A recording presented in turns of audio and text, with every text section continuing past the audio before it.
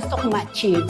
Right now, ay po parang para sa akin, parang sabi ko, pero the more na, na kwentuhan, kahit 1D lang sana.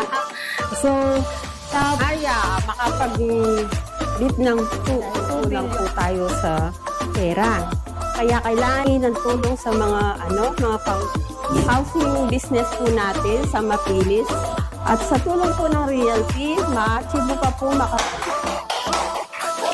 I have told you, declares investment, pero yung health natin ay line kasi hindi tayo makakapagtrabaho na po.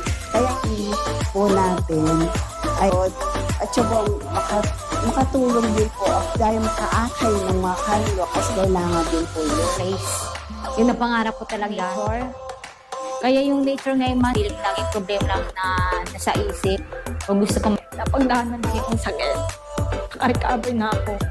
Makabenta po. Ay, sa amin libre.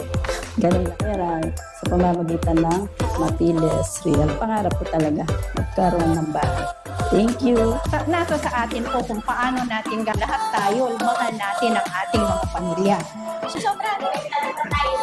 Sobra, hindi ma'am. Para naman po sa ating trabaho, and then dito po tayong scene ngayon. Ako, okay lang, sige, post na lang. Diba, ang sarap pakinggan po ng mga dreams natin, no? Focus sa mga dreams ninyo. Parang lalo akong mas naging, alam mo yun? Parang ako yung lalong na-motivate. Every time na naririnig ko po yung mga dreams ninyo. Kasi yung dreams po ninyo, ano po namin yun?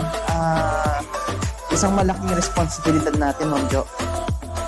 Na dapat hindi mag-fail yung vision board na nilagay ninyo. Kumbaga sa amin po, malaking pressure po yun. Just imagine ilan po ang agents sa Team Elite Empire. Almost, yung mga nag-renew po is nasa almost 100 na. Kung lahat ng mga kasama natin ay nagsulat ng kanilang pangarap, syempre, hindi nyo naman po gagawin yan na kayo lang. Kumbaga, pagtatrabahuhin po natin yan. Kaya, kumbaga, hinihingi po sana namin yung tulong ninyo na lalo pa po tayo magsumikap na ma-achieve po natin yung vision board or dreams na isinulat po natin. Kasi believe me, Elite Empire!